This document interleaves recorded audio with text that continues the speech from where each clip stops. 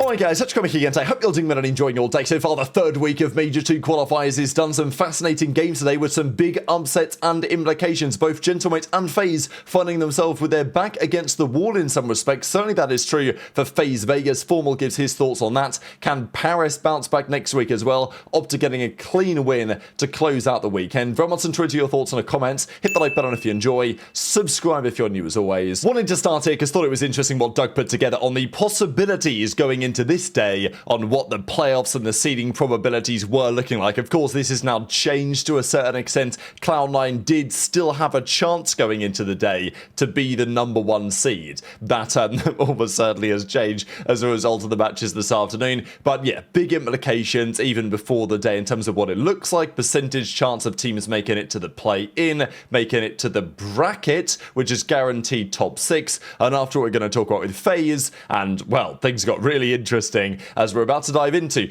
Let's talk about, though, that Toronto versus Gentlemate series, because a very interesting week for the Gentlemate. And this, I think, is the first time that this roster has been put, they're the reigning champions, under some level of pressure. It was the key question coming into this season when Gentlemate had a difficult stint, which was inevitable. What will they do, right? How will they respond? How will they get out of it? And we've seen the difficult stint has arrived. The loss to Cloud9 was unacceptable in many respects. They did not play good stuff. Sib, as we know, came out on stream and said a number of things, including that, well, we played terrible. Those guys are still awful. It is what it is. But they came out today, and it was a close series, don't get me wrong. I had Gentlemate winning this one in 5. Map 1, they could have won. It was 252-41. The scar was a 6-5. So it's not like Gentlemate's got crushed, embarrassed, bad, but it wasn't a good result. I mean, to have not won a map in this series and to lose to Cloud9 the other day, that's a terrible week. Kips deserves a lot of credit for what's happened with Toronto. He's coming for ReeaL. They do look like a different team now. Insight's holding his own, that's for sure. Nothing crazy spectacular he's done since Kips has joined, but he's doing enough, and the team is getting results. CleanX made some plays. JoeDeceives with the 1.2. Neptune still had a 1.15, but the real talk in this series was about Envoy dipping below a 0.7. And it has fueled the fire because people often talk about, at this time of the year, oh well, Major 1 Envoy has been and gone, now what are we going to see, right? Because he usually does well, Major 1 of the seasons. This year, same story, Major 2 qualifiers get underway, not the same as we've seen in Major 1 for sure. Neptune says, look, it's personal, I'll be back, and next week's going to be different. So we shall see if they can deliver on that promise, but this is the first time we've seen Gentlemate actually hit something of a roadblock. They won everything leading up to Major 1, at least they won a lot of their qualifiers. They turned up to the tournament, they did very well there, they won it. Obviously they had the 3-0 defeat to OpTic, but apart from that, it was a phenomenal run back. And then they started off this stage 3-1, 3-1, 3-1, but the Cloud9 loss are now getting 3-0 by Toronto. Toronto, by the way, on the other side of things, they now have 3 consecutive 3-0 wins against what is, on paper, some very impressive teams, right? To 9-0 Gentlemate, Heretics, and G2 Minnesota. It's like, okay, if that was Cloud9 and that was Surge and maybe like a Boston or something, although we'll discuss them in a second, it maybe is what it is, but against those 3 teams, that is very good going. So Toronto all of a sudden look like they're back in the mix that arguably they should have really been all along. But the question really for me is, what next for Gentlemates? Can they respond to next week? Because I think many of us were wondering what would happen when they went into a little bit of a rough week like this, how they're going to bounce back from it. The question was always with Gentlemates, not about the talent or the potential, that was very clearly there, but about whether they could maintain it if they got to the top. They've got to the top. Can they maintain it? Let's see. FaZe Boston. After game 1, this looked like, wow, it's business as usual for the breach, getting absolutely waxed. The spark change hasn't made a difference. The SMGs are still getting slammed. And FaZe, the black card, wasn't even close. Drazah's making plays. It's like, okay, FaZe are back. They're 2-3. It was looking a bit precarious, but they're going to get to 3-3. They're still looking okay for the bracket. times changed as the series went on. Purge had a really terrible map 1. I don't think he'd ever beaten FaZe either, which is pretty crazy. And, well, game 1 happens. Formal, in a quote which hasn't at least aged especially well today. It may age well in time, but I thought it was pretty funny that he says they need 2 roster changes. They've got to get another sub player. This duo is just abysmal, right? It's time to go. And you know what? Based on map 1 and what's happened over the last couple of weeks, I can't blame him for the take. And maybe he's right, but obviously the series did change tune. We go to a raid search and destroy, and it's Spart clutching a 1v2 for the map. Spart was super clutch in challenges for the bush. Now he's on Boston, and he's making plays. They tie up the series 1-1. We know that FaZe, it has been a weakness for them. Surprisingly so, has been their search and destroy. The only thing Drazah is tweeting at the moment is Chals for search and destroy. Not anything to do with the matches, really. So he's been trying to work on his stuff. This game was okay, right? 7-7, goes 7-8 here because loses a gunfight that he wouldn't have wanted to. Spart has a big takeover game. Again, it's the search and destroy that kind of lets FaZe down. And then we go to another nasty masterclass on the overload. Now, yes, the team hasn't been doing very well lately, but if you look at the overall numbers, Nasty's KD and Overload is still outrageous, and he had another great map here on the map 3, and Boston take not only a 2-1 lead, but they then go on to win the series. Actually, Zuma was talking about it after they go down 2-1 and be like, hang on a second here, right? You know, is it a Boston trap series after all? What's happening with FaZe? I think this is especially bad to lose in this way, because FaZe have had plenty of wake-up calls, right? Gentlemates, they started 3-0, they've come out this week and they've had a bad week, right? It is what it is. They can maybe come back next weekend stronger, time will tell. But FaZe were not in a great spot coming into this, right? They've been looking precarious, to say the least, in these recent online qualifiers. So it was very clear that this was a very important series. This is not far off a must-win series if FaZe wanted some of the top seeds at the major tournament. But all of a sudden, Boston get the win. Again, great performance out of Spart. Is there a bit of a honeymoon period currently ongoing? Sure. But look, and do they still need other changes? Maybe. Time will tell.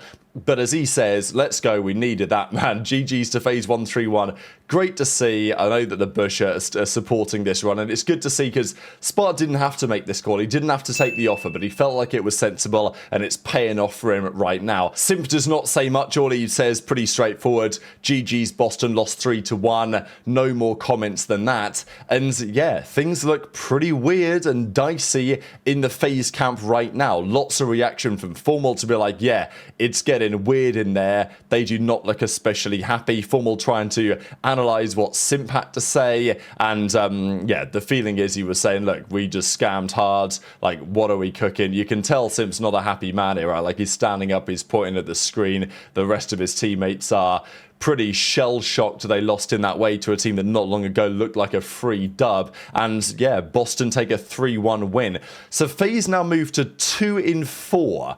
They still have plenty of games to go, still 5 more matches to play, so there's still plenty of time for them to turn it around. But I will say, from the FaZe perspective, it's not like there are easy games to come. 0-4 with another 0.8. We'll just quickly have a look at his most recent series, because it can't be pretty. Yeah, I mean, you know, 0.9, 0.8, 0.78. It's not been great for the last couple of series. I guess that shouldn't be too much of a surprise. But FaZe's next couple of series, they play in their upcoming matches, Thieves and OpTic next weekends. That is far from the easiest triple or, you know, double games to bounce back from. Gentlemates are not long after that as well. They've got the, you know, the Caron Liners they're playing too, and then Cloud9. So, you know, it's not a great time for FaZe. Absolutely. Intrigued to your thoughts on what they do next in the comments below. Teams are getting surprised by squads that you would have thought would have ran through them.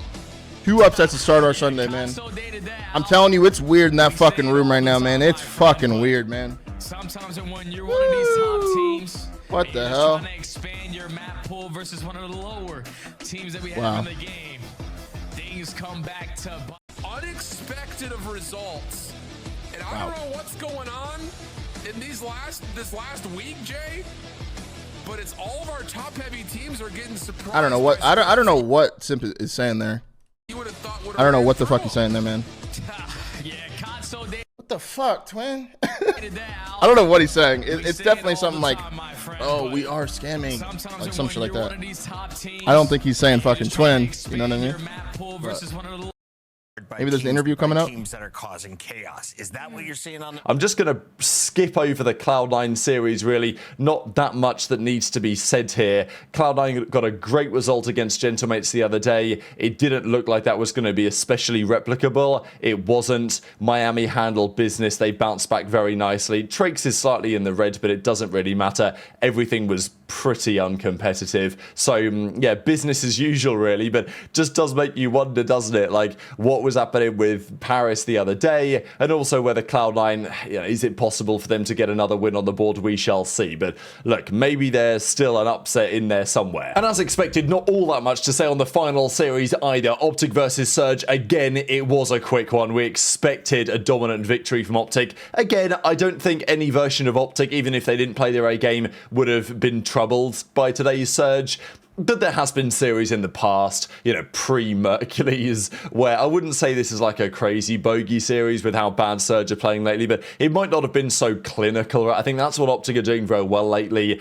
When they're winning against teams they should, they're very clinical right now, and they're able to ice up and, deliver on a level at least across the team that other teams are not able to replicate right now. Merc bounces back from, it wasn't a bad series against Thieves, but, it comes back swinging out of the gates map 1. But it was, again, all the talk was about Huke during this game. Not only were the comms equally spectacular, but he finishes the map something like 35 in 20. So just an absolute masterclass from Huke. Again, this actually was pretty much the end of the game. I think he got a couple more kills after this as well. So he didn't get much hill time, wasn't required. Surge brought a bit of a comeback. Was it the best fundamental stuff you've ever seen from OpTic? Maybe not. But at the end of the day, they knew that it didn't massively matter. So Huke took over the game 1. The game 2 was honestly pretty ugly. Like, there could have been alternatives to what the hell this is. It's pretty rare you see a battle in the pool side here on Raid, and you've got like a gunfight in the pool. You don't see that too often.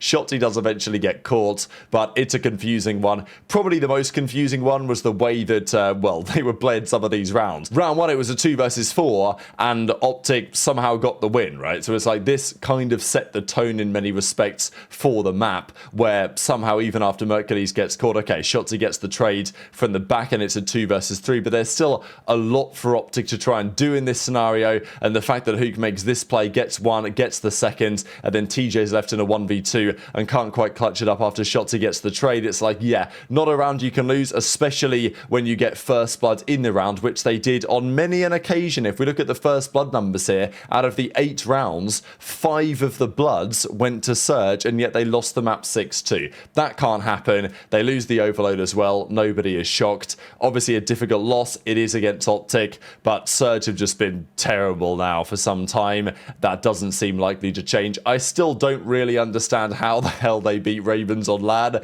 I don't know, maybe Ravens are just that bad. But Surge, since that result, have been atrocious. Huke with a 1.5, Dashy with a 1.3, it just is what it is. Business as usual for the Green Wall. But yeah, they beat Boston online recently. Somehow they love beating Boston, but like, as I say, Major 1 was horrible. They only beat Boston. They beat Ravens at the Major, and since then they've only beat Boston again. Like, that's all they do. They beat Boston. They did it at the launch invitational. They beat Boston and they lose to everybody else. That is the whole strategy for the Surge, and it's not going to last much longer, surely. So very much enjoyed your thoughts on all this stuff in the comment section below. Hit the like button if you enjoyed. Subscribe if you're new. Take care, and I'll see you next time.